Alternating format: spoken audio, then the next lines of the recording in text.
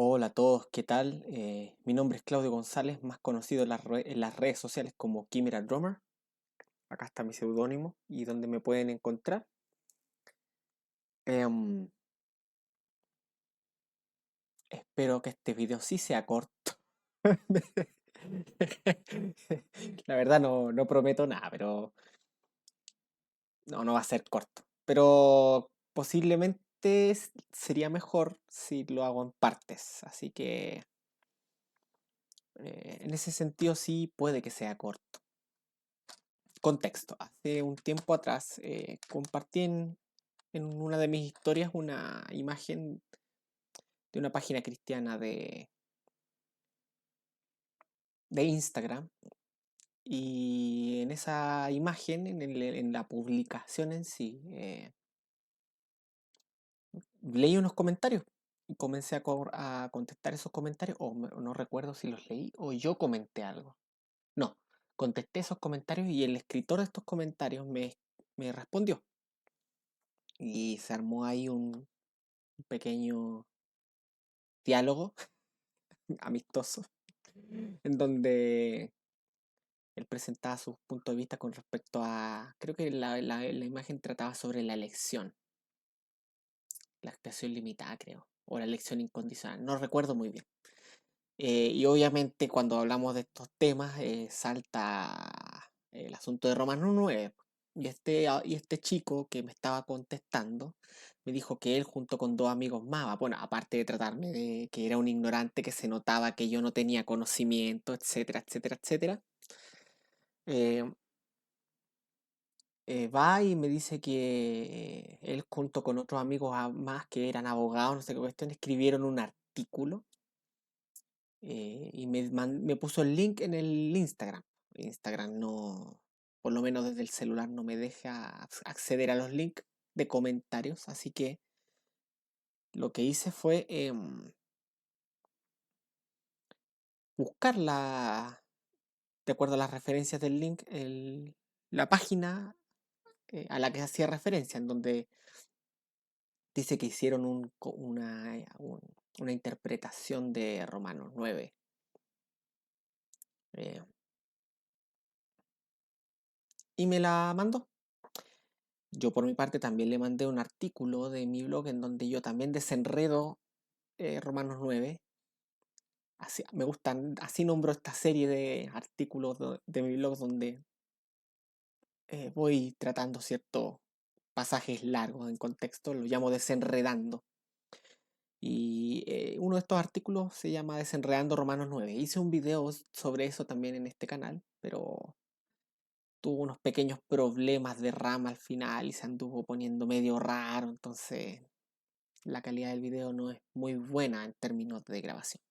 Bueno, la cosa es que le mandé el link al artículo y encontré el artículo que él me indicó y hace tiempo tengo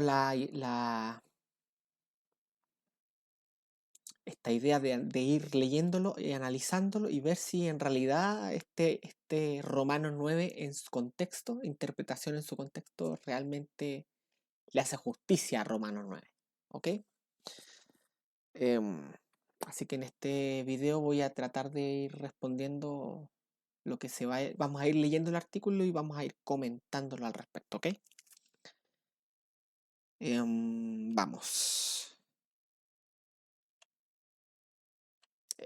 Nuevamente espero que no tenga problemas de RAM y se me ande pegando un poco este asunto. Me muevo, sigo existiendo, sí. Ya. Vamos. El artículo se llama, es de la página, es de esta página, ese Argumentos Blogspot. Este artículo fue escrito el eh, septiembre del 2018. Se llama Romanos 9, interpretación en su contexto. No les voy a mentir, no tengo idea de quién es esta página, quién la creó, etcétera, etcétera, etcétera. No me pregunten. Pero vamos a ir leyendo. ¿Ya? Se llama Romanos 9, interpretando el capítulo en su contexto. Interpretación de Romanos 9. Antes de leer el artículo, asegúrate de haber leído las previas para una buena interpretación de Romanos 9. Les digo al tiro. Yo no las leí. eh, les di una repasada así muy por arriba y claro, el enfoque de esta previa es leer Romanos 9 en el bloque entre Romanos 9, 10 y 11, ¿ya? Olvidando Romanos 8, que es el contexto cercano de Romanos 9. O sea, tratan de cerrar Romanos 9 en este bloque, evitando irse para atrás. ¿Por qué? Porque eh, vamos a seguir leyendo más adelante. La idea es limitar esta idea de la elección a Israel como colectivo. Eh, según lo que logré entender, vamos a ver si en realidad es así, porque como esta es una interpretación, me imagino que el asunto va a ser un poco más detallado y nos van a dar su argumento un poco más, más profundos al respecto, ¿ok? Dice, ahora veamos una breve introducción al capítulo, seguido de un bosquejo expositivo con el que iremos explicando los detalles más importantes para una adecuada interpretación. Datos importantes. Contexto. El capítulo noveno de Romanos mantiene de forma natural una clara e indisoluble unidad con los capítulos 10 y 11. El tema central de esta unidad es la nación de Israel. ¿Ya? Por supuesto, esta clara e indisoluble unidad en los capítulos 10 y 11 olvida que en el capítulo 8 termina hablando sobre los elegidos de Dios y el por qué no van a ser condenados estos elegidos, por qué no pueden ser condenados. ¿Ya? Estos elegidos, los que aman a Dios, no son tratados como un colectivo en el capítulo 8, sino como los que aman a Dios, es decir, los que por según su propósito son llamados, em, porque Pablo no va a decir que somos salvos por amar a Dios, porque amar a Dios es cumplir la ley de Dios y no somos salvos por cumplir la ley de Dios, sino que somos salvos por gracia. Entonces Pablo no se va a contradecir, por eso dice que los que aman a Dios y después aclara que esto es los que según su propósito son llamados, ya en Romanos 8:28, cuando dice que todas las cosas ayudan a bien a los que aman a Dios. Entonces, claro, ellos encierran el capítulo 9 en el 10 y en el 11, que claro, habla de Israel, pero no habla solo de Israel. Es un error pensar que estos tres capítulos hablan solo y exclusivamente de la nación de Israel. ¿Ya? Y si hablasen de la nación de Israel, la nación de Israel es definida o la nación relevante de Israel es definida en el versículo, en los versículos 6 al 8 de Romanos 9, en donde se nos distingue el Israel en la carne del Israel en el espíritu, o del Israel al cual Dios realmente le dio la promesa, que este Israel al cual Dios dio las promesas se compone de los israelitas en la carne que forman el remanente, salvado por gracia, por Dios, por gracia, sin obras, incluida la fe, más los gentiles que son injertados en este árbol. ¿Ok? Por lo tanto, no es la nación de Israel como tal a la que se refiere, sino a este Israel en particular. Por supuesto, dentro de este discurso, Pablo también quiere que evitemos la idea de que Dios desechó a Israel como nación, y no es así, porque eh, hay un remanente siempre en este Israel nacional. Pero sí lo que es claro es que de este Israel como nación, no todos son israelitas. No todos son hijos de Abraham en el sentido salvífico o en el sentido del nuevo pacto. ¿Ok? Ya, vamos. Sigamos en el contexto. Obviamente Pablo no quiso tratar todos los detalles acerca de la nación, sino que trata solo los asuntos relacionados con su fin escatológico. Habla de su elección. Ojo, cuando está hablando de esto, está centrándolo todo en esto, en la unidad que es la nación de Israel. La nación de Israel habla de su elección, de su rebeldía o fracaso, su tiempo de espera, el remanente escogido y su restauración futura. Ok, todos los estudios, obviamente tiene que ponerle estudios serios para que, obviamente, para implicar que aquellos que no tengan mucho acuerdo con su interpretación no son serios estudios serios de la Biblia, reconocen esta unidad de pensamiento entre los capítulos 9, 10 y 11. Debo decir que uno puede reconocer la unidad de pensamiento sin necesariamente caer en las implicancias que o en los límites o en los bordes que esta interpretación que vamos a ver quiere ponerle al asunto. ¿Ok? De manera que no vamos a entender Romanos 9 si no estudiamos, si no lo estudiamos en armonía, por lo menos con los otros dos capítulos. Se supone que si son abogados, este si no va separado. Ya he visto otros problemas también, por ejemplo, obviamente Pablo no quiso este no es punto seguido, esto debiera ser una coma, porque esta idea de acá continúa la idea y extiende la idea de acá, por lo tanto esto debiera ser una coma, son detallitos, pero son importantes, de manera que no vamos a, por lo menos ya, es muy importante que no pasemos por alto este detalle, ok, ya. Dos, propósito. Básicamente Romano al bloque, quieren cerrar el bloque completo, nuevamente responde la pregunta. ¿Qué será de los judíos como nación? Eh, ¿Ya? ¿Qué será de los judíos como nación? Claro, porque Pablo empieza hablando de Israel, del Israel nacional. ¿Ya? Insisto, uno puede afirmar que Romanos 9, 10 y 11 lidia con Israel sin necesariamente que eso implique que se excluye la elección incondicional, que se excluye la elección particular, es decir, de individuos, eh, etcétera, etcétera, etcétera. ¿Ok? O sea, podemos entender este bloque como un bloque contextual que tiene un tema en mente, pero que entendamos este bloque como un bloque contextual con un tema en particular no implica la exclusión, por lo menos, de los caracteres identitarios calvinistas de la interpretación de Romanos 9. Ya. Énfasis en cada capítulo. El pasado de Israel, su fracaso.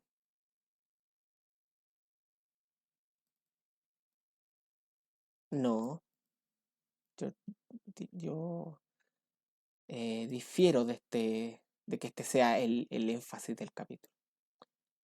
El énfasis del capítulo de Romanos 9 es el cumplimiento de la promesa de Dios, a pesar de la incredulidad de Israel.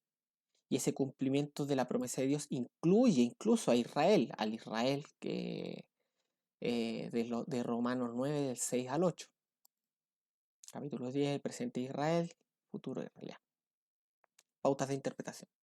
Es importante que prestemos atención a las conclusiones del capítulo que a las premisas.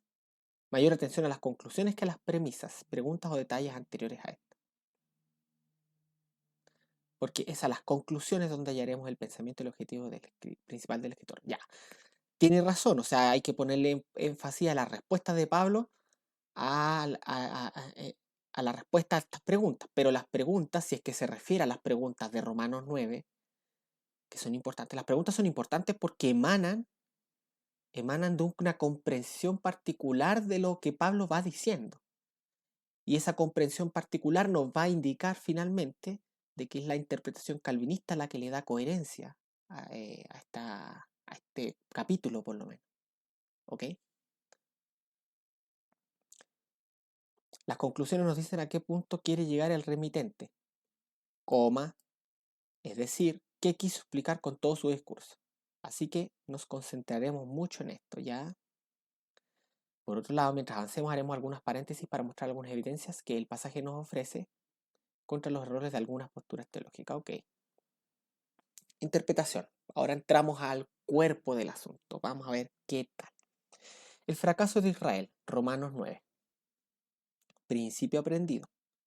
El mensaje clave de este capítulo es el siguiente. Acá esto es un capítulo completo. La salvación no es un asunto exclusivo de un pueblo, linaje o cultura, como creían los judíos, sino de todos aquellos que se acercan a Dios por la fe en Cristo Jesús. Ya, en primer lugar, eh, si habla del Romano 9, primero quieren darse cuenta de lo siguiente, deben darse cuenta de lo siguiente. La salvación no es un asunto exclusivo del pueblo, linaje o cultura. Pero acá el capítulo 9 no habla de la salvación exclusivamente, sino que habla de la elección. Yo diría que el mensaje clave del capítulo es que la elección, es que Dios cumple su promesa mediante la elección de individuos que Él determinó para sí mismo salvar. El capítulo es un capítulo que habla principalmente del obrar de Dios, no de Israel en sí principalmente. Israel es mencionado, pero Israel es mencionado como el objeto de la obra de Dios en ello, de la obra de la elección. Eh, Hacer de Israel el centro del capítulo es un error, porque Israel sí es parte del capítulo, pero el centro del capítulo es el propósito de Dios. ¿Ok? Es la voluntad de Dios, es la soberanía de Dios en Israel y en los gentiles, obviamente, porque más adelante también son mencionados. ¿Ya? Sigamos adelante. Yo creo que el principio aprendido, yo creo que está muy mal. Primero no menciona la elección, ya, no menciona la elección. Eh, el énfasis lo hace en Israel y no y no en Dios, que es el que elige. Eh, Habla del capítulo, por si acaso, no habla de los primeros versículos. Eh, y trata de meter esto, la salvación de todos aquellos que se acercan a Dios por la fe en Cristo Jesús. Vamos a ver más adelante que el objetivo de los escritores de este artículo es determinar que finalmente la elección de Dios se refiere a aquellos que creen en Jesucristo. Dios elige a los que creen. ¿Ya? No sé cómo meten eso en Romanos 9, pero bueno. Especialmente a la luz del versículo 11, que ellos le dan una interpretación o un giro bastante particular a los términos de elección ahí. Y, y la expresión por el que llama, si mal no recuerdo. Ya, vamos. Los versículos 1-3. El dolor de Pablo por el fracaso de Israel. Ya. Pablo manifiesta el dolor profundo que siente por su pueblo, sí. El dolor de Pablo manifiesta su profundo amor por ellos. A ver. Ya, claro, el amor de Pablo manifiesta el amor de Dios por Israel. Vamos. Recordemos que Pablo estaba hablando inspirado por el Espíritu Santo, ¿verdad? Digo, en Cristo. Mi conciencia me da testimonio en el Espíritu Santo, ya. Una vez cuando discutí este asunto con un defensor calvinista, me dijo que Pablo aquí estaba hablando a título personal, que solo era un pensamiento humano y Dios no tenía nada que ver. Así que para él esos versos podían no ser inspirados. Ya, en primer lugar, yo no conozco ningún calvinista que diga algo así o con esa forma o de esa manera. ¿Ya? Esto imagino que es la conclusión de él, de las palabras de este calvinista. No creo que el calvinista le haya dicho que estos pasajes no podían ser inspirados. Si se lo dijo, entonces no era calvinista y yo diría que dudaría, incluso si dudaría bastante si es calvinista. Pero cuando le llevé al pasaje se sorprendió que Pablo mencionó que lo que estaba diciendo era en Cristo y en el Espíritu Santo. Entonces mi amigo, el calvinista, solo atinó a decir que no sabía qué responder a eso, que solo era misterio y ya. El calvinista, harto penca el calvinista. Eh, Vamos a leer completo el asunto y después vamos a ir al pasaje, a los versículos en cuestión y, y después venimos de nuevo a la interpretación de él para que veamos qué onda, veamos qué sucede aquí. Refutación a ideas contrarias, dice. Algunos sugieren que el amor de Dios es limitado y que por esta razón solo salva a algunos y no a todos. Es particular, es limitado, no es que el amor en sí sea limitado, sino que el amor tiene objetos particulares. A eso se refiere un calvinista cuando habla del amor de Dios, que el amor de Dios está dirigido a ciertos objetos, a ciertos sujetos en particular. Por supuesto, este amor dirigido a estos sujetos es el amor completo de Dios.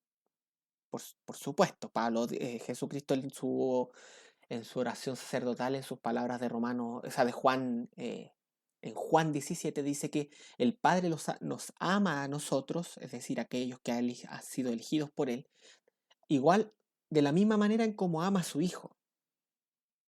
Por lo tanto, el límite del amor que recibe el elegido no es tal, no existe límite.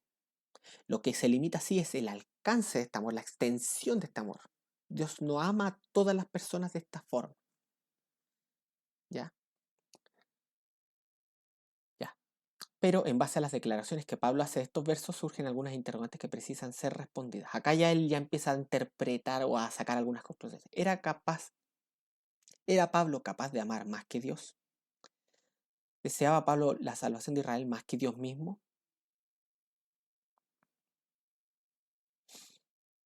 ¿Deseaba Pablo entregar su propia vida por ellos, pero Dios no lo quiso hacer? ¿Es Pablo más misericordioso de Dios que Dios? Aun si estos versículos fueran declaraciones puramente humanas, la pregunta sigue en pie. ¿Tiene Pablo más amor que Dios por el pecador? No, no creemos nada de eso en absoluto. Solo hay una respuesta plausible. Dios ama a Israel aunque ellos lo han rechazado. Por eso el amor de Dios por los no salvos es expresado a través del dolor de Pablo, quien escribía siendo inspirado por el Espíritu Santo, lo cual indica que no era una expresión meramente humana. Dios está expresando su amor y dolor por los que se pierden. Vamos a los versículos 1 y él se limita a los versículos 1 y 3 de Romano.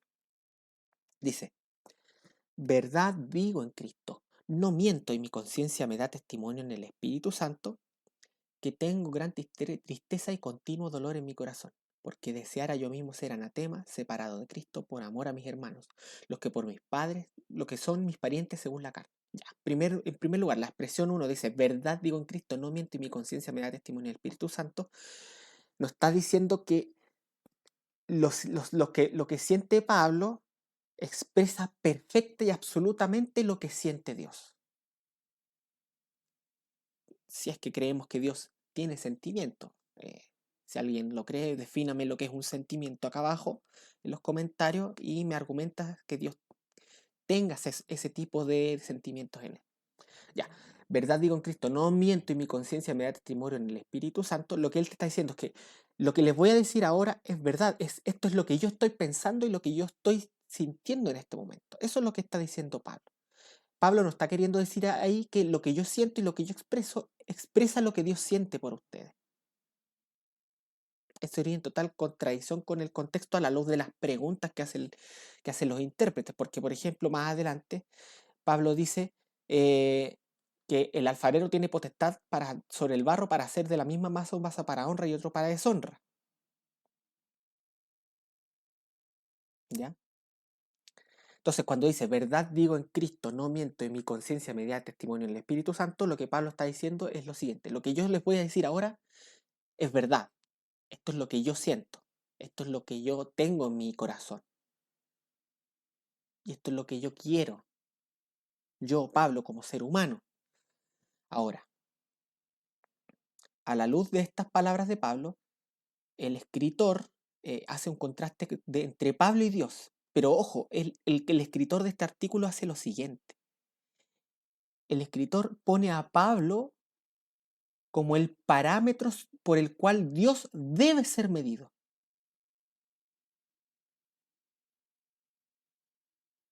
¿Se dan cuenta? En otras palabras, Pablo es el parámetro y Dios debe conformarse a Pablo como parámetro. ¿Me entienden? Cuando dice, ¿era Pablo capaz de amar más que Dios? Porque Pablo supuestamente amaba a los no, bueno, él dice que hay los no salvos. Obviamente Pablo está hablando de gente que no ha sido salva. No está hablando de gente que por lo menos a esta altura, no está hablando de elegidos y no elegidos particularmente. Pero está hablando de los no salvos. Pero Pablo es un hombre. Pablo no tiene potestad para no amar a ciertas personas, porque Dios le impuso el deber a él y nos impone el deber a todos de amar a todos, incluso a nuestros enemigos. Pero hacer de Pablo el parámetro por el cual Dios debe conformarse y afirmar que si Dios no se conforma a Pablo, entonces estamos hablando de un Dios que es menos que el Dios de Pablo, es poner la carreta adelante de los caballos.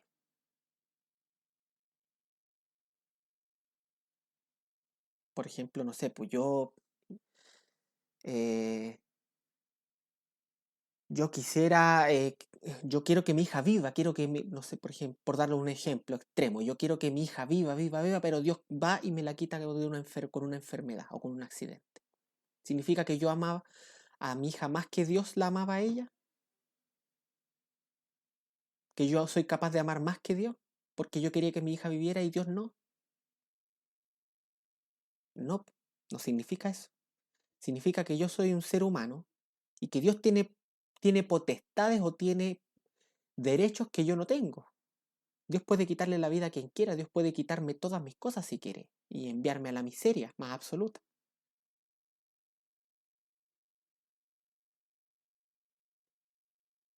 Significa que, no sé, una persona que quiere mi bien, que quiere verme con prosperidad, me ama más a mí que Dios mismo, o es capaz de amar más que Dios.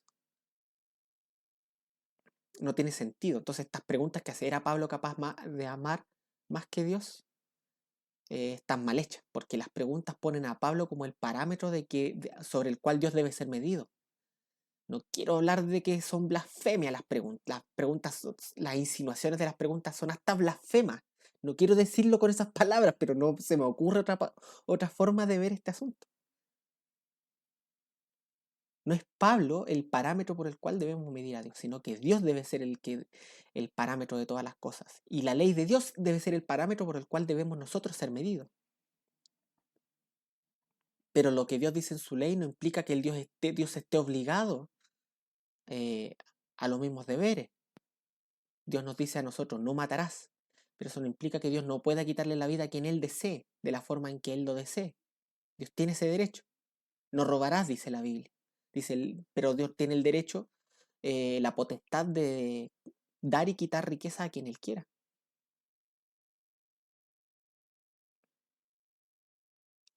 ¿Dice, es Pablo más misericordioso que Dios? La respuesta que Él quiere que demos es que al parecer no puede ser Pablo más misericordioso que Dios, por lo tanto, Dios, al igual que Pablo, los ama a todos de la misma forma. Pero ¿qué dice Pablo con respecto a la misericordia de Dios? Dice, de manera que quien quiere tiene misericordia, el que quiere endurecer endurece. Dice, Dios dice, tendré misericordia del que yo tenga misericordia y me compadeceré del que yo me compadezca. Por lo tanto, así que no depende del que quiere ni del que corre, sino de Dios que tiene misericordia. Todo este pasaje, estos versículos que obviamente ellos más adelante van a tratar de torcer de alguna manera, eh, nos indican que Dios tiene la potestad de tener misericordia según su propia voluntad, de quien Él quiera, y no solo de tener misericordia, sino que tiene la potestad de endurecer a quien Él quiera endurecer, como lo hizo con Faraón, ¿ya? Así que ya partimos mal. Partimos sentando a Dios poniendo a Pablo como el parámetro al cual Dios debe conformarse. Las preguntas que hacen acá están mal hechas, ¿ya? Partimos sobre una noción en el punto 3 en que el amor que Pablo expresa por los israelitas que no han creído aún es equivalente al amor que Dios tiene por ellos. Porque de no ser así, entonces Pablo estaría amando más que Dios, pero ya vemos que no es así. Pablo no puede ser el parámetro del amor de Dios. ¿Ok? Por lo tanto, ya partimos mal entendiendo este primer versículo, partimos mal interpretando los otros dos. Verdad digo en Cristo, no miento y mi conciencia me da testimonio en el Espíritu Santo. Aquí Pablo básicamente está diciéndoles lo que yo les voy a decir es verdad con respecto a lo que yo pienso y a lo que yo quiero y a lo que yo siento. Es verdad, no les estoy mintiendo. El Espíritu Santo me da conciencia de que esto lo que siento es verdad. Y lo digo en Cristo, es decir, bajo el amparo de la ley de Cristo, bajo el ámbito de la influencia cristiana. ¿Ya? Verdad digo en Cristo, no miento. Por lo tanto, la expresión es en Cristo y en el Espíritu Santo. eh, la inferencia que saca él no es parte de lo que el versículo quiere indicar. Ya, partimos mal. Entonces, la correcta interpretación es que lo que Pablo dice acá, lo dice en Cristo, es decir, pone a Cristo como su testigo, él dice que no miente y dice que el Espíritu Santo le da testimonio a su conciencia de que lo que él dice es verdad con respecto a lo que él está sintiendo. ¿Y qué es lo que él, Pablo, siente? Siente continua tristeza y dolor en su corazón. ¿Por qué? Porque deseara que sus parientes según la carne eh, eh, sean salvos por Cristo. Él mismo deseara entregarse a sí mismo para que ellos sean salvos. Esto es lo que él dice que es verdad, esto lo siente, él no está mintiendo cuando dice esto, ¿ya? Eso de que Pablo expresa el amor de Dios, eso no está acá, no está acá, para nada. De hecho, si fuese así, contradiría el resto de lo que dice el capítulo, ¿ok? Em, ¿Cuánto tiempo llevamos? Mira, 30 minutos y recién vamos en Romanos 9. Vamos a ir un poquito más a la refutación refutación de ideas contrarias. Esto básicamente trata de refutar en la interpretación calvinista. Los calvinistas creemos que el amor de Dios es particularmente completo, pero en extensión es limitado. No es este amor salvífico, algunos dirían, como los de las iglesias protestantes reformadas, que Dios ama solamente a su pueblo y al resto no lo ama. Hay otros que dicen que, incluso me llama la atención que incluso Vincent Cheung dice esto, que Dios tiene este amor particular por su pueblo, pero también al resto de los seres humanos los ama de otra manera que no es salvífica. ¿Ya? Pero da lo mismo cómo uno lo exprese en términos del mundo calvinista. El punto es que el amor salvífico de Dios, el amor eh, que se expresa en salvación, es un amor que se manifiesta completamente o es completo, pero solamente dirigido hacia su pueblo elegido, ¿ya? El Israel verdadero, por decirlo así. El Israel, el antitipo del Israel típico, tipológico, ¿ok? Pero ellos obviamente quieren extender este amor salvífico a todo el mundo. Por lo tanto, esta irrefutación de ideas contrarias busca atacar primeramente esta noción de amor calvinista, según la perspectiva calvinista. ¿Ok?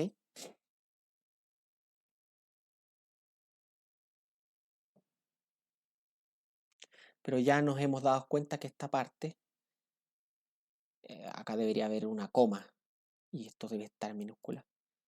Que esta parte acá, por esto el amor de Dios por los no salvos es expresado a través del dolor de Pablo, es una mala inferencia y una mala interpretación. Porque Pablo sí expresa su amor por aquellos eh, de sus parientes que no creen, pero Pablo no tiene conocimientos de quién es elegido y quién no, y Pablo tampoco tiene potestad para elegir a quién salvar y a quién no, esa potestad la tiene Dios. Ya dice, ve, las cuestiones debido al fracaso de Israel, versículos del 4 al 29 de Romanos 9. El rechazo de Israel habría generado por lo menos dos cosas en los creyentes, en los judíos cuestiones, en los gentiles malas actitudes. Claro, en los judíos cuestiones en el sentido de que se cuestiona la promesa de Dios, el cumplimiento de la promesa de Dios. Y en los gentiles malas actitudes porque se mira con menosprecio al pueblo judío, como si el rechazo de ellos implicara que Dios no salva a judíos, ya no va a salvar judíos, y eso no es así. ¿Ok? Así que Pablo, informado de estas cosas, va a hablar usando un estilo retórico e irá formulando algunas de las preguntas comunes que se hacían los judíos para responderlas allí mismo. Ya, perfecto, sí. Ya, la primera cuestión. ¿Ha fallado acaso la palabra de Dios? Los versículos del 6 al 13 de Romanos 9. Respuesta.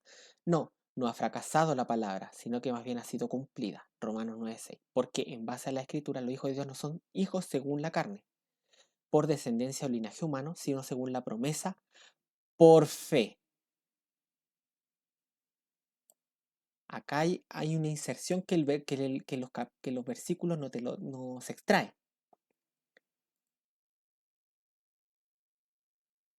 ¿ya? Según la promesa por fe. Obviamente esto no se refiere a la fe de Abraham, esto se refiere a la fe del elegido. ¿Ya? Los hijos de Dios son hijos según la promesa por la fe. ¿Ya? Y hay un sentido en que uno es por la fe hijo de Abraham, pero no es de lo que habla Romanos 9, lo vamos a ver cuando vayamos a los versículos. Dice, comprobación. El ejemplo de Isaac e Ismael, porque la palabra de la promesa está por este tiempo, vendré y Sara tendrá un hijo. Dice, Ismael no era considerado descendiente legítimo. Por Isaac vino la promesa espiritual, no en Ismael. Los judíos podrían argumentar que esto era lógico, puesto que Ismael no era descendiente legítimo, pero que ellos eran hijos de Dios porque descendían de Isaac, el hijo legítimo. Pero a continuación Pablo les dará la primera estocada. Esto es verdad.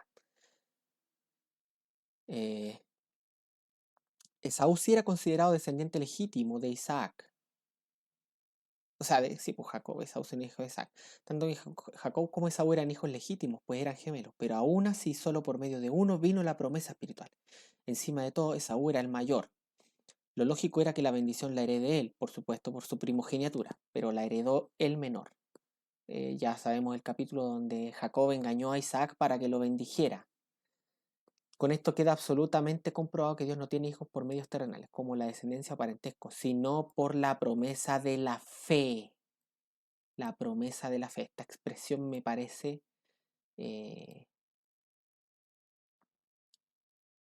no entiendo de dónde alguien puede leer Romanos 9 y ver fe en Romanos 9 como antecedente de la elección. Vamos a la conclusión y después vamos a leer los versículos y vamos a ir viendo qué onda. Dice, conclusión, la palabra no había fallado, sino que había sido mal entendida. Los judíos pensaban que era suficiente con tener sangre judía en sus venas, pero Dios solo aceptaría el legado espiritual, que todos son hijos de Dios por medio de la fe. ¿Ya? Hay un sentido en que somos hijos de Dios por medio de la fe, obviamente. Está hablando de ser hijo de Dios, pero estamos hablando de los elegidos. Los elegidos son elegidos para ser hijos de Dios. Referencia a Lucas 3:8. Haced pues frutos dignos de arrepentir y no comencéis a decir entre vosotros mismos. Ya, si esto está bien, obviamente. Cristo mismo dice, o sea, esto creo que lo dice Juan el Bautista, que dice que no es tu salvación no está asegurada por tu descendencia. Se los dijo a los judíos.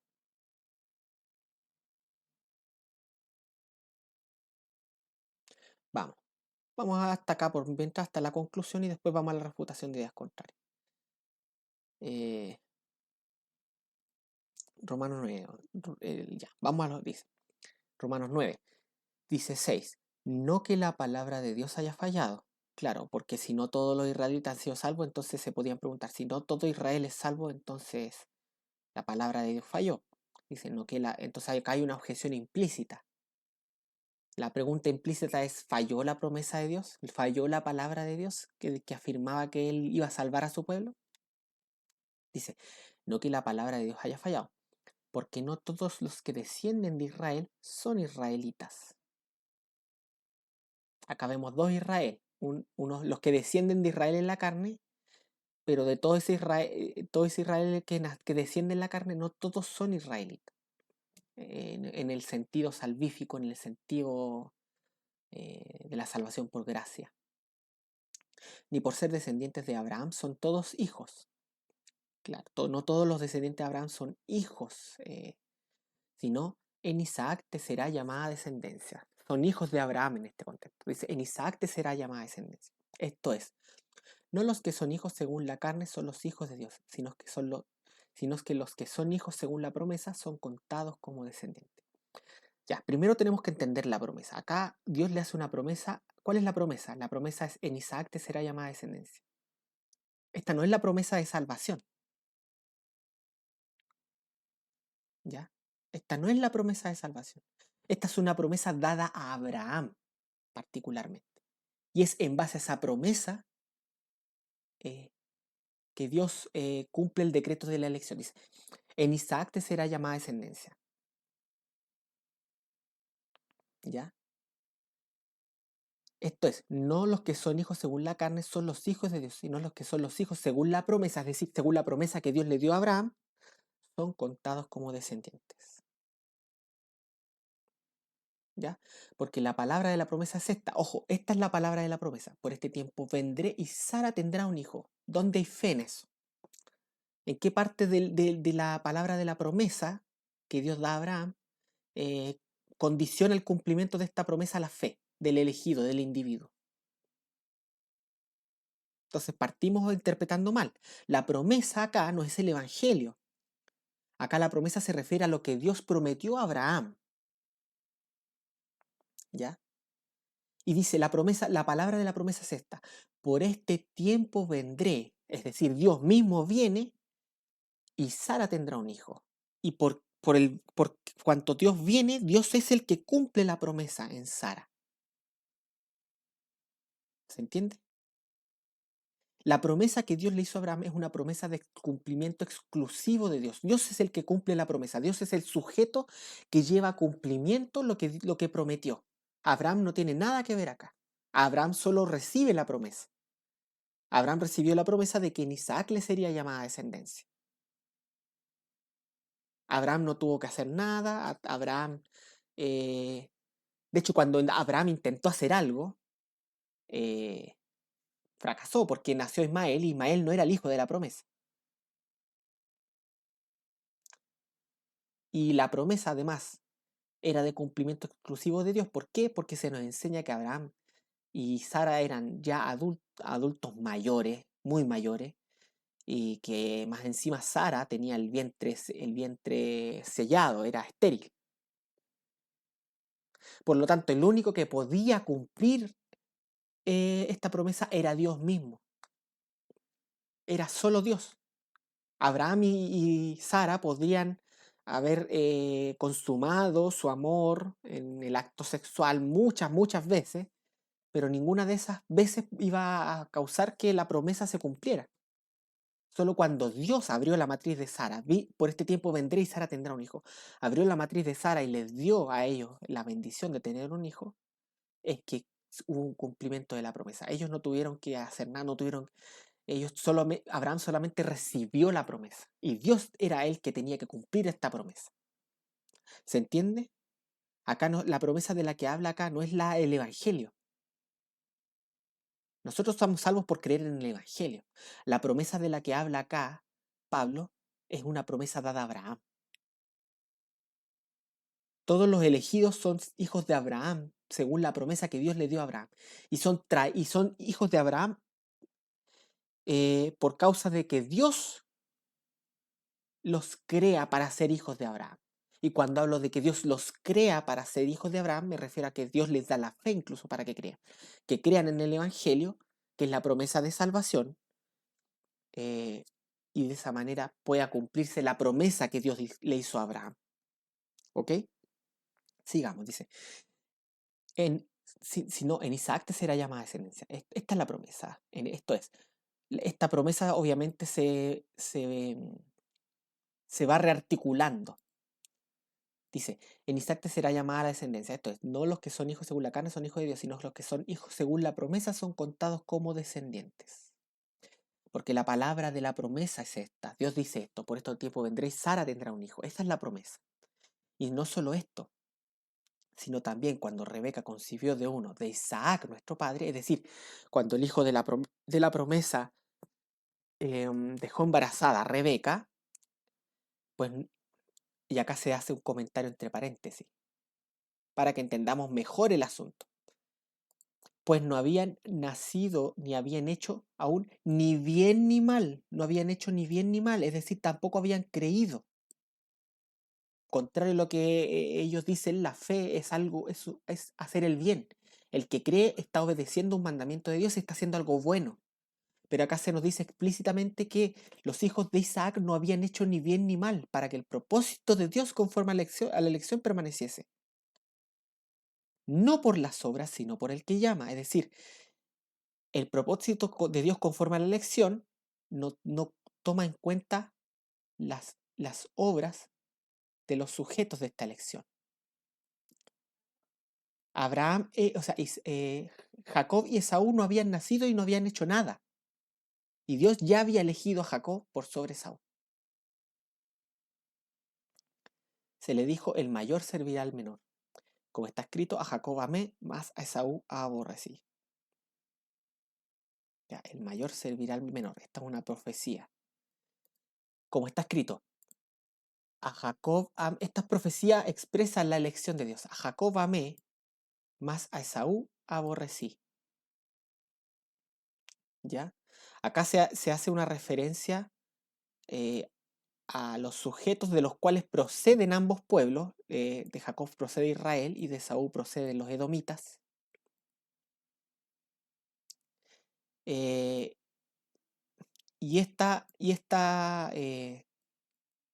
esta referencia repercute en sus descendientes. No quiere decir que todos los descendientes de Jacob son amados por Dios, ni todos los descendientes de Esaú son aborrecidos, pero como regla general, el destino de ambos, determinado por Dios mismo, antes de que hicieran bien, algún bien y mal, repercutió en ambos pueblos. Se- eh, Sabemos que a Israel Dios les dio la ley, Dios les dio las promesas, Dios les dio al Mesías, Dios les dio la palabra de Dios, pero a los descendientes de Saúl no. Y aun cuando descendientes de Saúl, algunos particulares fueron salvos, aún así también siguió siendo cierto que durante la antigua dispensación, Israel tenía básicamente la exclusividad eh, de las bendiciones de Dios.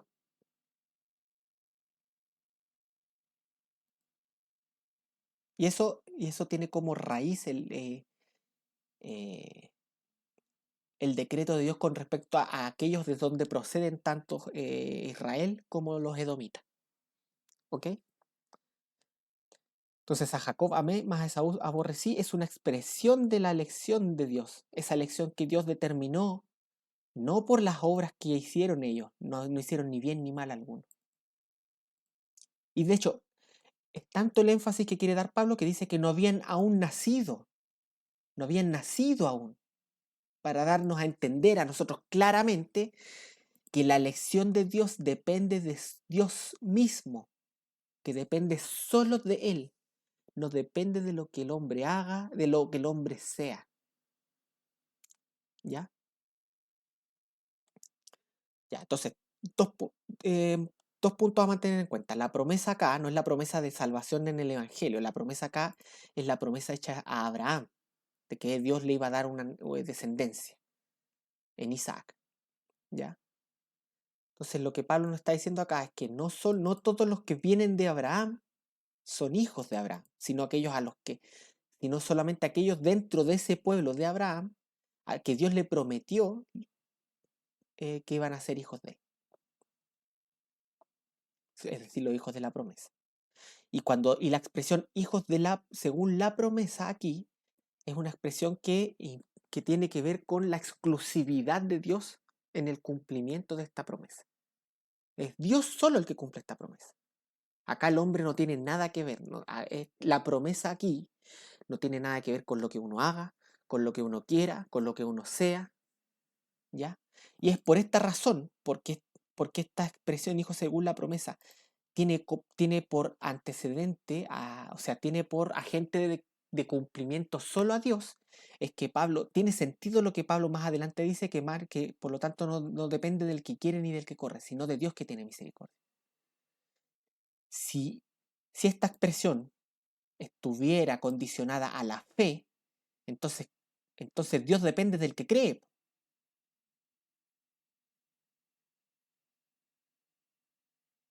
¿Me entiendes? La de misericordia de Dios necesariamente tendría que manifestarse hacia el creyente. Y este versículo pierde todo sentido. Ya. Ahora vamos a la. Entonces ya, tenemos que aquí me da la sensación de que el escritor el escritor o los escritores, los abogados que escribieron esta interpretación, perdón que me ría, eh, al parecer confundieron la promesa hecha a Abraham con la promesa de la salvación, sino según la promesa por fe, porque acá es la promesa hecha, claramente es el Evangelio, la promesa de la fe. claramente es el Evangelio. Especialmente porque da como referencia, mire, da como referencia, porque estos son hijos de Dios por la fe en Cristo Jesús. Entonces, para ellos la promesa es la promesa de Romanos 9, no es la promesa hecha por Dios a Abraham, sino que es la promesa del Evangelio. Ya, por lo tanto, concluyendo eso, eh, claramente van a malinterpretar todo esto, todo lo que viene. Lo van a completamente lo van a destruir. ¿Ya? Y en realidad eso tiene sentido porque ellos quieren condicionarlo a la fe. Ya, vamos a la refutación de ideas contrarias. Obviamente se van a enfocar en Romanos 9:11 porque Romanos 9:11 es un ataque directo a lo que ellos pretenden, es decir, condicionar la elección a la fe del creyente. Pero el Romanos 9:11 claramente nos dice que si Abraham, o sea, si Jacob y Esaú no habían nacido y no habían hecho ni nada bueno ni malo, y aún así hubo elección, la conclusión obvia es que la elección no depende de las personas, de los sujetos de la elección. Y si no depende de los sujetos de la elección, tampoco depende de la fe que estos sujetos puedan tener o no tener. ¿Ya? Veamos qué es lo que nos dicen para refutar esta interpretación que yo les doy. Dice, algunos proponen que la mención que Pablo hace sobre Jacob y Saúl es una clara prueba de que Dios elige personas individuales para salvarlas y a otros no. Esto se produce por un vago entendimiento del verso 11 que dice, pues no habían aún nacido ni habían hecho aún ni bien ni mal, para que el propósito de Dios conforme a la elección permaneciese, no por las obras, sino por el que llama. Aquí las palabras elección y el que llama son usadas fuera de su contexto para tratar de armonizarlas con el llamado individual a la salvación.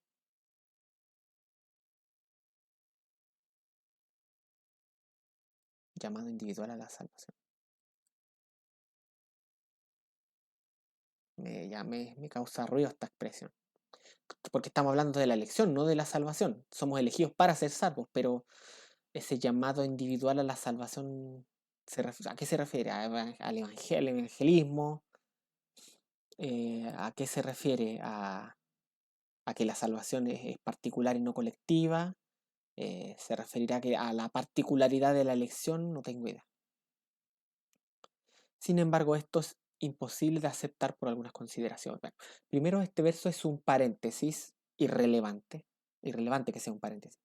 Se debe tener cuidado cuando se trata de establecer doctrinas fundamentales en premisas o paréntesis y aislarlos del contexto de donde se les extrae. Ya. Pablo usa este paréntesis solo para aclarar que el diseño del legado espiritual no obedeció a obras o mérito alguno de parte de hombre, sino al plan de Dios, el cual no aceptaría redención por medio de la descendencia física, sino por medio de la espiritual, la que es de la fe. Ya. Volvemos a lo mismo. Para ellos la promesa es la salvación. La promesa es el evangelio. Cuando en realidad la promesa de la que habla Pablo en Romanos 9, los versículos en que habla de Abraham y de Isaac, es la promesa de que en Abraham sería llamada su descendencia. O sea, en Isaac sería llamada su descendencia. En primer lugar. Segundo lugar, Romanos 9:11 no limita no limita el asunto a la descendencia física, sino que la extiende a las obras. ¿Ya? Es más, nos dice, habla de obras buenas u obras malas, e incluso dice no por las obras, o sea, ninguna obra, toda obra que haga el hombre, toda, absolutamente toda, contrario a lo que te pueden decir algunas personas, toda obra que hace el hombre o es buena o es mala. No existen obras neutras. Incluso comer eh, puede ser una mala obra si se hace sin tener en consideración la gloria de Dios, sin tener en consideración a Dios. Incluso amamantar, una mujer que amamanta a su pequeño para que no muera, y sin embargo, si esa mujer es atea y no es creyente en el Dios de la Biblia, obviamente me refiero al Dios trino y uno, esa obra le va a ser mala, va a ser una mala obra, porque la va a estar haciendo no buscando la gloria de Dios, en virtud de su obediencia a Dios. ¿Ya? Por lo tanto, no existen las obras neutras. Por lo tanto, la fe es una obra buena o una obra mala. ¿ya? Y al decir que la fe es una obra buena, para que la selección no por las obras, no está refiriéndose al mérito de la obra, sino que no por las obras en general. No hay obra alguna que condicione la elección, ni siquiera la fe. Ellos quieren condicionar la elección a la fe. Romanos 9:11 deja claro que no es más. El énfasis mayor en Romanos 9:11 está en el hecho de que Pablo dice que no había ni siquiera nacido.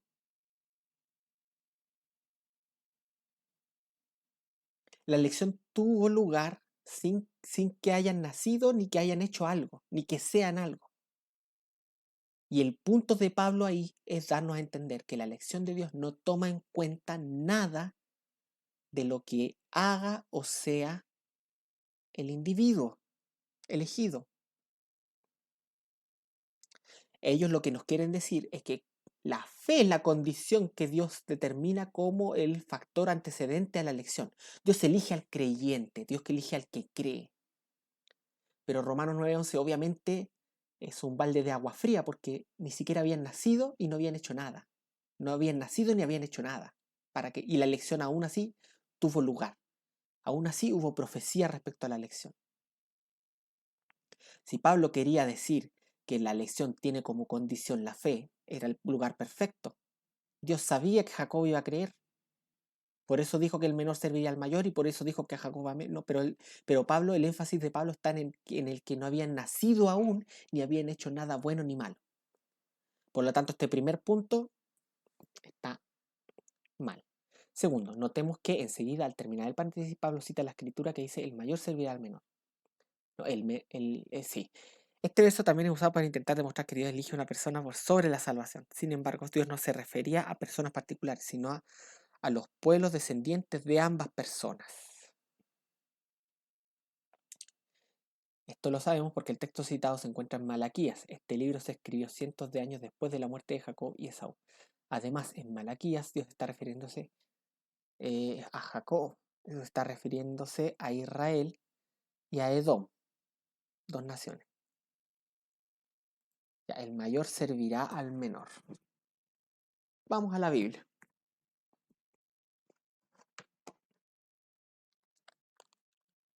El mayor servirá al menor.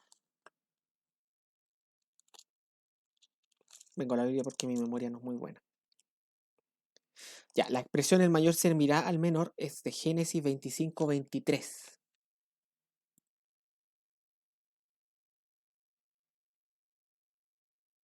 Génesis 25:23.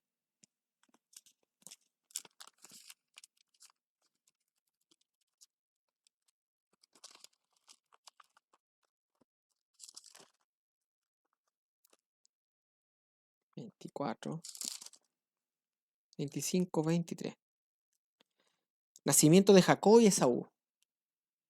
Ya, esta es una profecía que se le dio con respecto al nacimiento de Jacob y Esaú. Y oró Isaac a Jehová por su mujer que era estéril, y lo aceptó Jehová y concibió Rebeca su mujer. Tenemos otro antecedente. La concepción de Rebeca fue la concepción de una mujer estéril. Y los hijos luchaban dentro de ella, y dijo, si es así, ¿para qué vivo yo? Y fue a consultar a Jehová. Y le respondió Jehová, dos naciones hay en tu seno, y dos pueblos serán divididos desde tus entrañas. El un pueblo será más fuerte que el otro pueblo, y el mayor servirá al menor.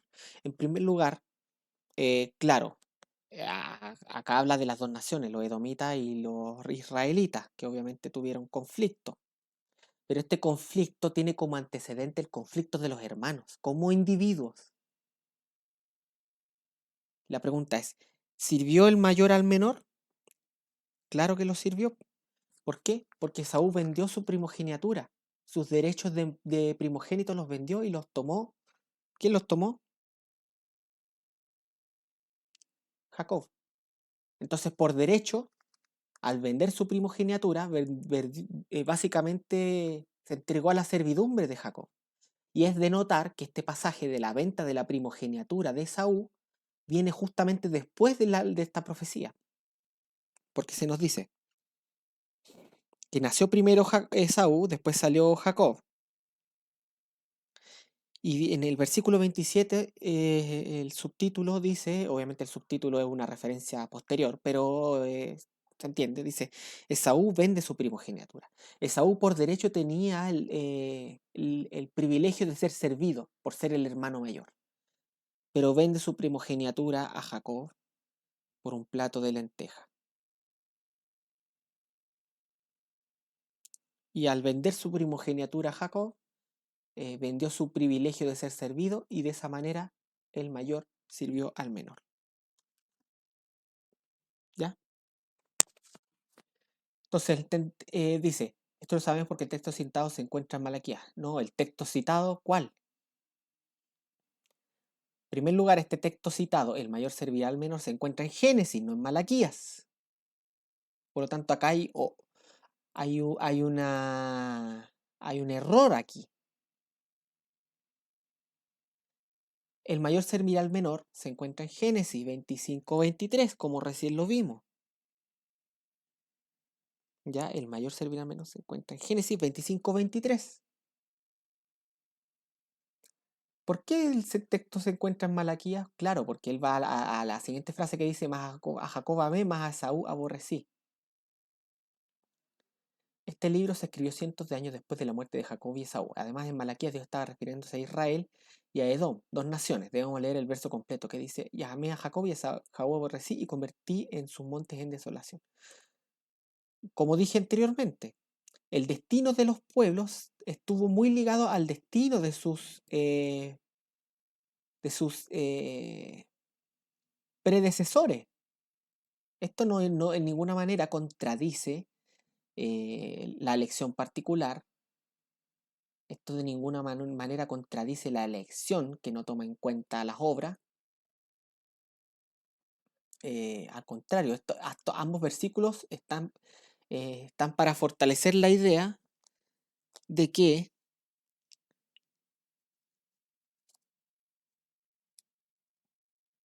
la elección de Jacob estaba profetizada por Dios y fue previa a su nacimiento. ¿Ya? Y previa a su nacimiento, sin obras de por medio y sin que ellos hayan nacido, Dios amó a Jacob y a Esaú aborreció. ¿Ya? Obviamente se refería a la nación de Edom, pero la nación de Edom conectada eh, con sus ancestros, con su ancestro original, que es Esaú, lo mismo que Jacob. Y tiene esto mucha coherencia con el texto porque cuando Jehová le habla a Israel en relación al cumplimiento de la promesa, siempre dice que y yo los amé y estoy haciendo esto en cumplimiento al pacto que hice con sus padres. ¿Y a quiénes se refiere? A Abraham, Isaac y Jacob. Por lo tanto, el destino de ellos como pueblo está ligado a su, ¿cómo se llama? A sus a- ancestros. Lo mismo con Edom. A Esaú no se le dio esa promesa y por lo tanto el destino de su pueblo también estuvo ligada al destino de Esaú. ¿Se entiende?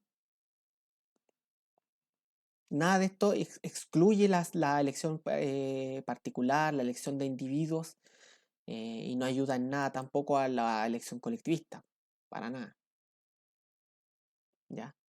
Y además está en notar que acá hay un error, porque este versículo no está en Génesis, no está en Malaquía. Y si bien hace referencia al futuro, ese futuro está muy relacionado por el contexto, por la relación actual de los hermanos, como individuos en relación también a la elección de Dios. ¿Ok? Por lo tanto, se refería a personas particulares. O sea, él me va a decir que cuando Pablo dice que habla de Rebeca y de Isaac y de Jacob y Esaú, ¿no está hablando acá de personas particulares? O sea, hablando desde aquí, pasa acá y se transforman en pueblo, de manera mágica. Las inferencias que hace la interpretación esta son muy malas, muy malas. Ya, vamos al otro punto.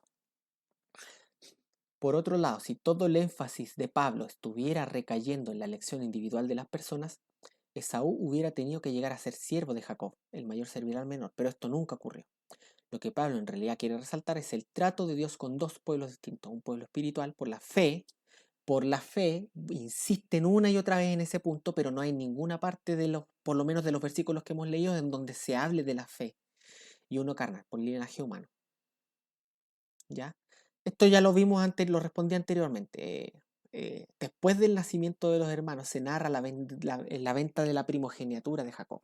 Jacob, al vender sus privilegios como hermano mayor, o sea, Esaú, la venta de la primogeniatura por parte de Esaú. Esaú, al vender sus privilegios como primogénito a Jacob, perdió su derecho a ser servido y pasó a servir.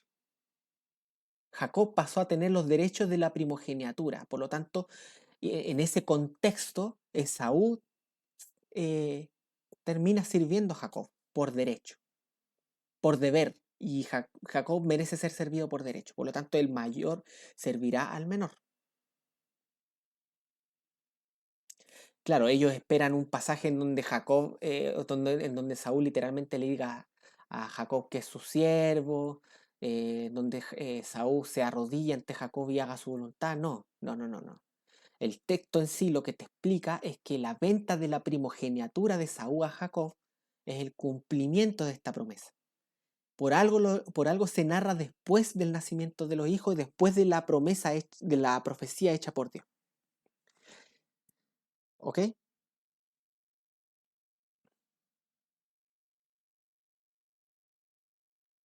Ya, y vuelvo a insistir, esto de por la fe es un insertado en el contexto que no tiene por dónde. O sea, la verdad. Además, si vamos a la parte de la escritura que Pablo está citando, efectivamente comprobamos que esto es así. Ya. Y le respondió Jehová, dos naciones, claro, esto ya lo vimos anteriormente. Obviamente, Dios está hablando sobre los pueblos que cargaban Jacob y Esaú en los lomos. Pero esto, como un antecedente de esto,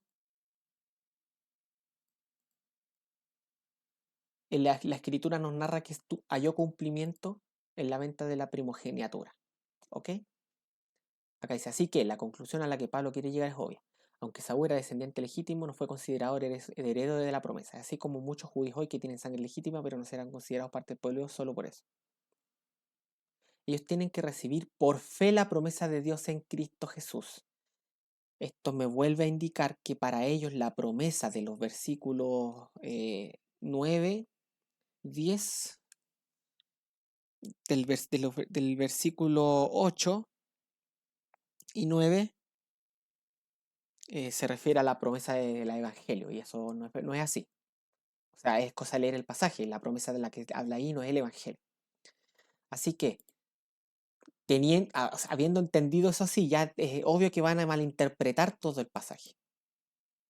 Así que Dios no ha dejado con puerta cerrada a muchos, sino que todos los que pueden alcanzar salvación por medio de sino que todos pueden alcanzar salvación por medio de la fe en Jesucristo. Esto es una verdad que se ve reforzada mucho más en el capítulo de donde Pablo nos pide que enviemos misioneros a la nación incrédula de Israel. ¿Qué tiene que ver una cosa con otra? Pablo mismo también dice más adelante que la predicación del Evangelio es olor de vida para unos y olor de muerte para otros, y que en ambas cosas Dios se glorifica.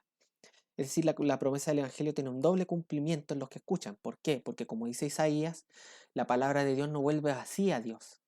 Entonces, cuando el Evangelio es predicado, Dios se glorifica en los que creen y en los que no. En los unos se glorifica en la salvación y en los otros se glorifica en su ira. ¿Ya? Por lo tanto, la predicación no implica necesariamente que todos pueden ser salvos. En estricto rigor, todos podrían ser salvos si todos creyeran, pero solo pueden creer aquellos a quienes Dios les concede el don de la fe. Filipenses 1:29. Ya, vamos a dejar esto acá. Nos queda la segunda cuestión de la justicia en Dios. Vamos a resumirlo rápidamente. En la primera parte malinterpretan esta expresión dando a entender que Pablo expresa lo que Dios siente o lo que Dios es, cuando en realidad esta expresión de acá Pablo está asegurándoles a aquellos que les escribe que lo que él dice está diciendo que lo que él dice con respecto a lo que él siente es verdad. Eso es una reflexión sobre lo que Pablo siente, es una reafirmación de la veracidad de lo que Pablo siente. Es como si yo le dijera a mi pareja, le mando un saludo, a Mariluz te mando un saludo, es como si yo le dijera a mi pareja, mi amor, créeme, yo te amo, créeme, es verdad lo que te estoy diciendo. Eso no es una expresión con respecto a lo que Dios siente. Y cometen el error al interpretar mal este versículo de parametrar em, a Dios con Pablo. Hacen de Pablo el parámetro de quien Dios debe ser. Y eso, en mi opinión, es blasfemo. Y acá cometen el siguiente error. Dice, la promesa, ellos entienden esta promesa como el Evangelio. Esta promesa que está acá, Pablo explícitamente nos dice que es el Evangelio. La promesa que dice acá es esta. Porque la palabra de la promesa es esta. Por tiempo vendré y Sara tendrá un hijo. ¿Ya? La promesa es que Dios le prometió a Abraham descendencia por medio de Isaac. Y esta promesa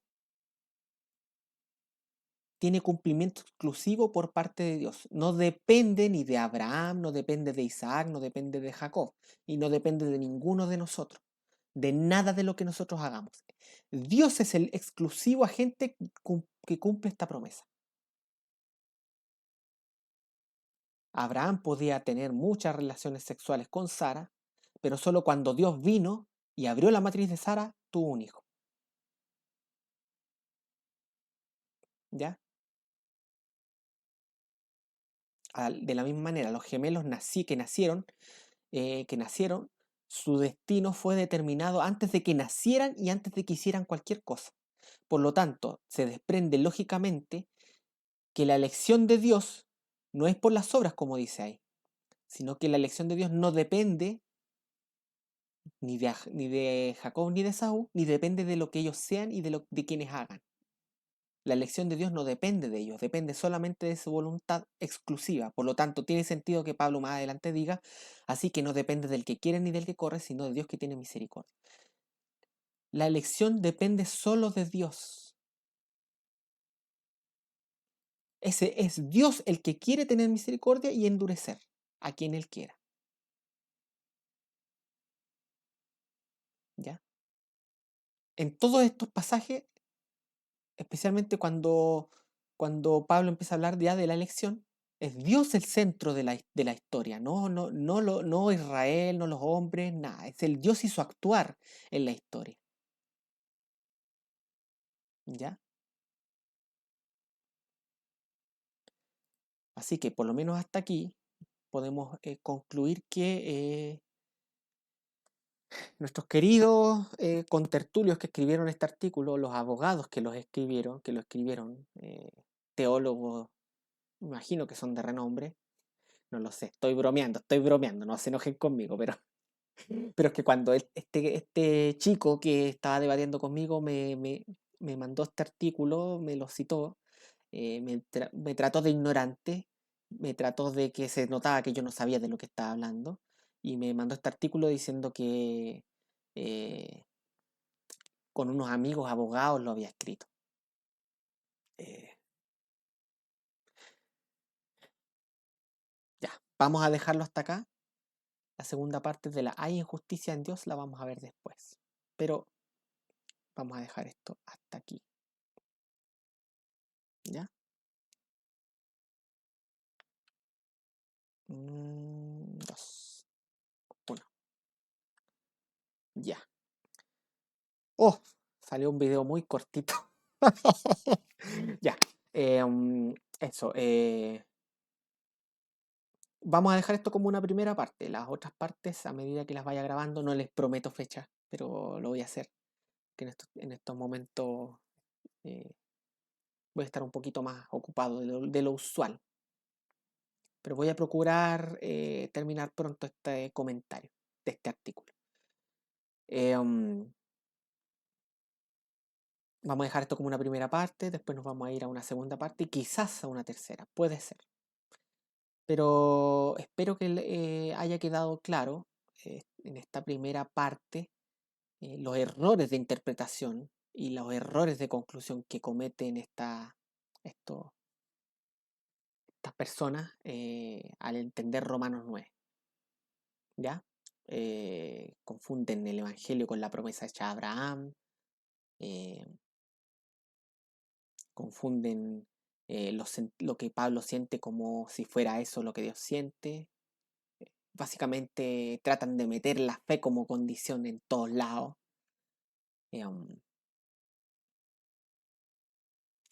Eso tiene un nombre, se llama eisegesis, no se llama exégesis.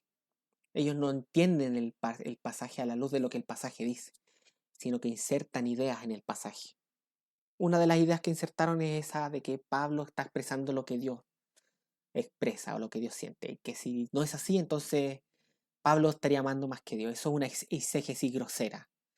Y la otra es que la promesa, ellos la entienden al insistir en el asunto de la fe, la fe, la fe, que en ningún momento ni se ha nombrado en todos los pasajes que hemos leído.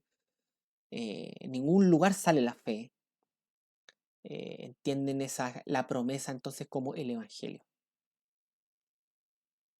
Cuando el pasaje mismo dice que la promesa se refiere a lo que Dios prometió exclusivamente a Abraham. Es una promesa que Dios le hizo a Abraham, no es una promesa que Dios nos haya hecho a nosotros.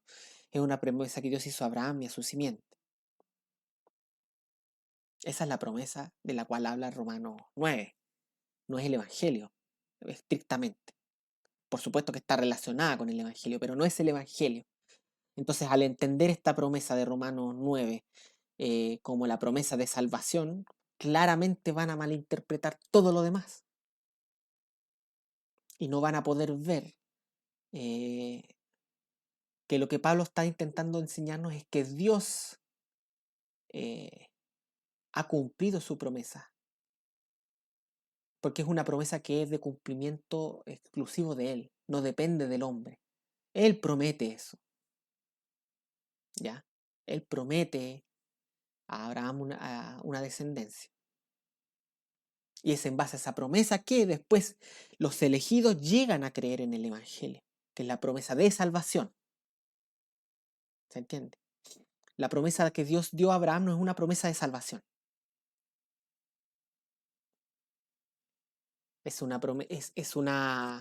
La promesa de Dios a Abraham es una manifestación del decreto de elección, no una expresión de la salvación en sí.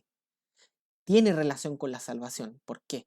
Porque en base a esta promesa, a Abraham se le prometió una descendencia y se le promete que en su descendiente serán benditas las naciones de la tierra, hablando de Jesucristo. Claro que hay una relación con la salvación, pero la promesa no es la promesa de salvación. Por este tiempo vendré y Sara tendrá un hijo. Esa es la palabra de la promesa. En Isaac te será llamada descendencia. Por este tiempo vendré y Sara tendrá un hijo.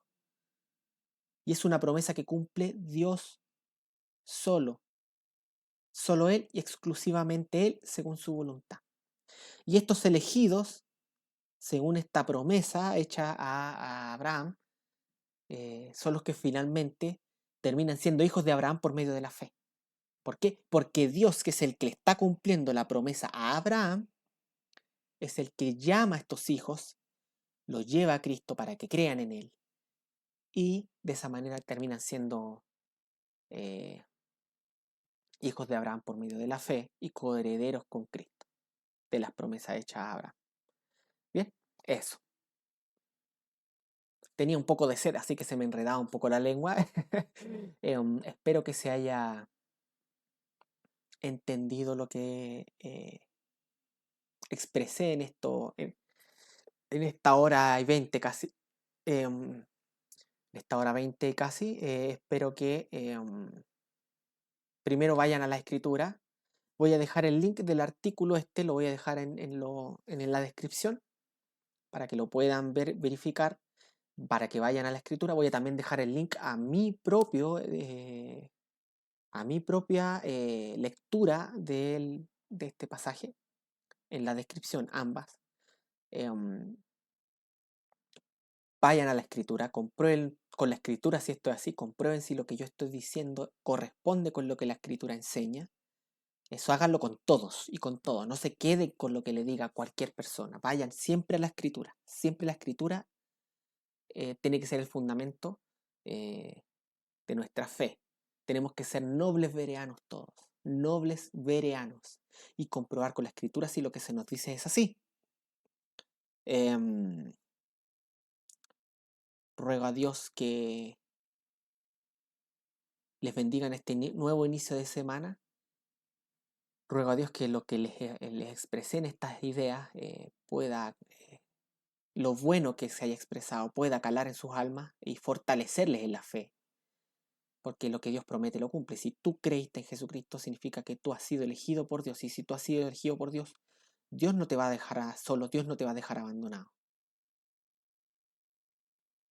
Contrario a la otra posición que eh, no te asegura nada. No te asegura nada. Em, Creo que ya lo dije, pero que Dios esté con ustedes esta semana. Dios les bendiga en todas sus cosas y en todos sus asuntos. Y a todas las personas que ustedes aman, las bendiga también. Que aquellos que amamos y que aún no han llegado al conocimiento del Evangelio y que a creer en Cristo, ruego a Dios Todopoderoso, Dios del cielo y de la tierra, en el nombre de Jesucristo, que Dios les abra los corazones para que crean en Cristo, porque nosotros creemos que Dios es el que convierte los corazones. Nosotros no estamos esperanzados en que estas personas reaccionen por sí mismas. Sabemos que no lo van a hacer, pero tenemos un Dios poderoso que sí puede llegar a hacerlo y nuestras oraciones pueden ser el medio que Dios ha determinado para ese fin. Así que les animo a orar por sus amigos, por su familia, que aún se mantienen en incredulidad o están encerrados en falsas religiones. Les animo a que oren por ellos, les animo a que les hablen del Evangelio, de la gracia de Dios, que no es la lección es parte de la predicación, pero el Evangelio es la obra de Jesucristo por su pueblo. Y ahí está la salvación, la entrada a todo esto. Después viene la elección como un corolario cuyo objetivo es tener a Dios encima de todo esto, recibiendo toda la gloria y asegurarnos a nosotros en nuestra fe. Porque ese Dios que tiene toda la gloria, que está por sobre todo esto, es el que nos ha salvado y nos tiene sujetos en su mano. Um, y eso, hermano. Que Dios les bendiga a todos y a cada uno de ustedes y me pueden buscar en mis redes sociales como Quimera Drummer o como Claudio René González Ramírez.